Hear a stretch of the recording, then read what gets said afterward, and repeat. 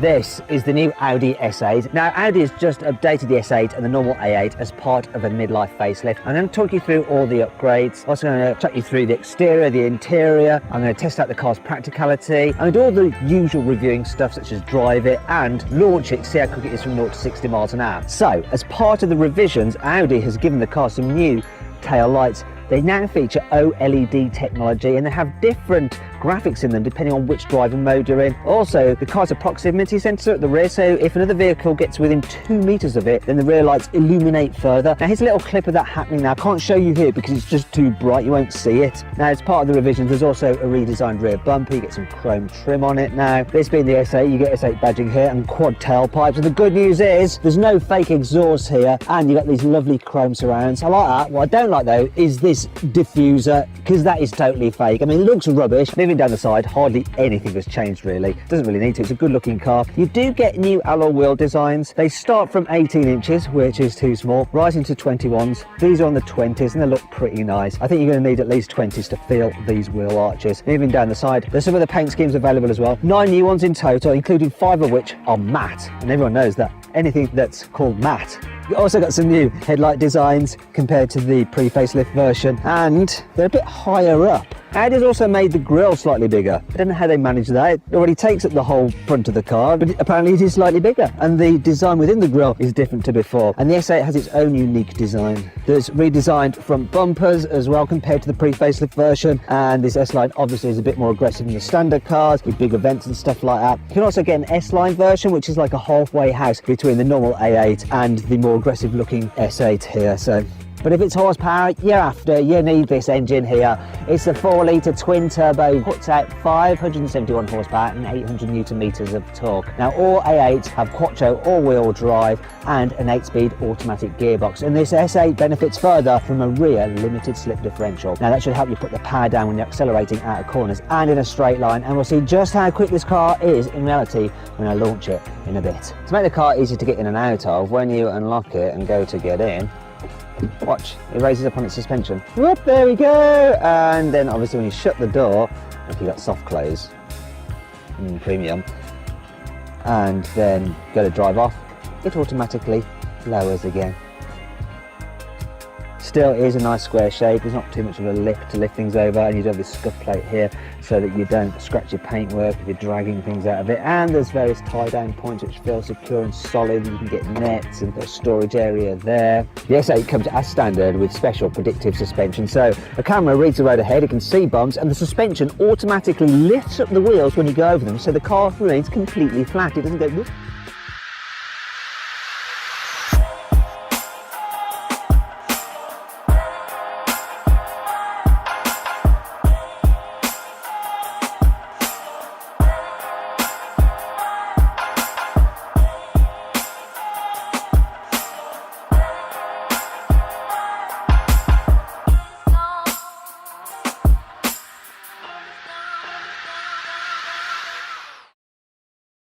Here on the inside, there are only 2 changes for this facelifted A8. The first is that instead of using Alcantara here and here, it's now Damica, which is another man-made material. Another change is that the S8 now has a 3-spoke instead of a 4-spoke steering wheel. However, I can see 1, 2, 3, and 4 spokes. This is what the steering wheel used to look like, so I guess it is different. But other than that, everything is as it was before, which is not a bad thing because the inside of the A8 is lovely. It looks cool, it's minimalist, quality is exceptional, and you've got this infotainment screen here which is fairly easy to use, and you've got Apple CarPlay and Android Auto. Then you've got your climate controls here, not quite so easy to use, but it's all okay, and you've got a lovely digital driver's display there.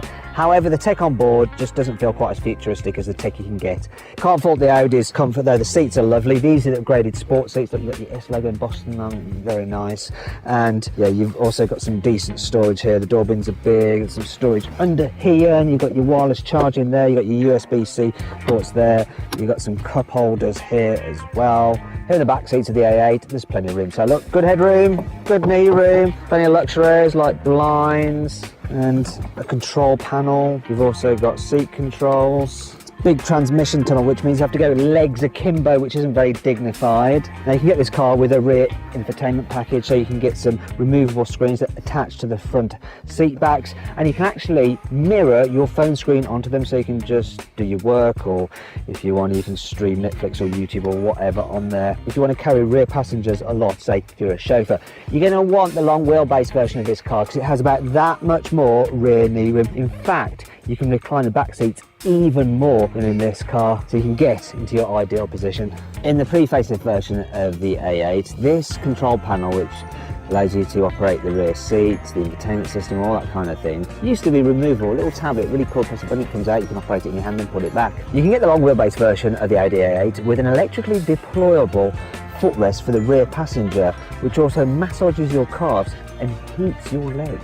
You've heard of Matrix LED headlights, right? Well, how about Matrix LED reading lights? Well, that's exactly what this A8 has here in the back. So you've got a selection of LEDs just up there, and you can use this touchpad here to control exactly where they illuminate. You told your friend you're not okay, and tell me what's wrong and why you never said you felt that way. And guess you're trying to stay strong and fake a smile until I look away. But I've known you too long, it hurts to watch your blue eyes fade to grey as you fade away, as you fade away. Okay, let's see what this Audi S8 is like on the Autobahn. So what I'm going to do is actually reset the trip computer there. Come on, reset. And then I'm going to floor it. Come on.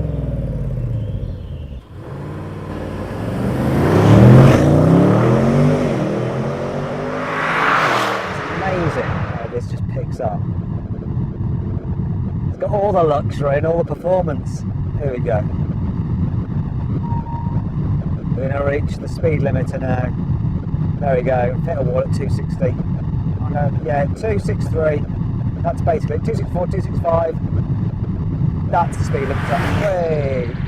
All the brakes. We maxed it out. I hit the electronic speed limiter. We did what we came to do. 18.8 litres per 100 kilometres during that session of heavy acceleration and high speed. What is that in miles per gallon?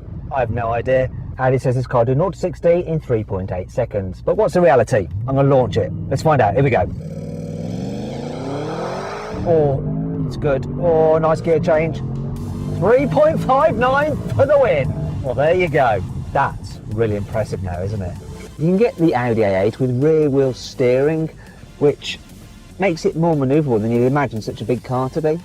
Now it comes as standard on the S8 and the A8 4-sprung, but you can get it optionally on the other models as well. This car isn't just designed for hooning up the Autobahn. It's going to be luxurious and relaxing when you're just driving around town. Now this is a great place to try out the suspension, so I'm going to go into comfort mode. Now roads are better now. Let's go back the other way. Steering's nice and light. This car's quite manoeuvrable.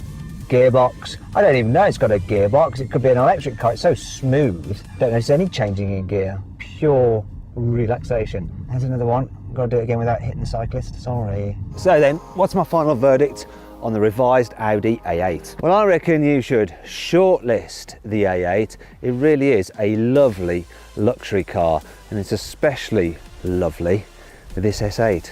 Stealthy performance.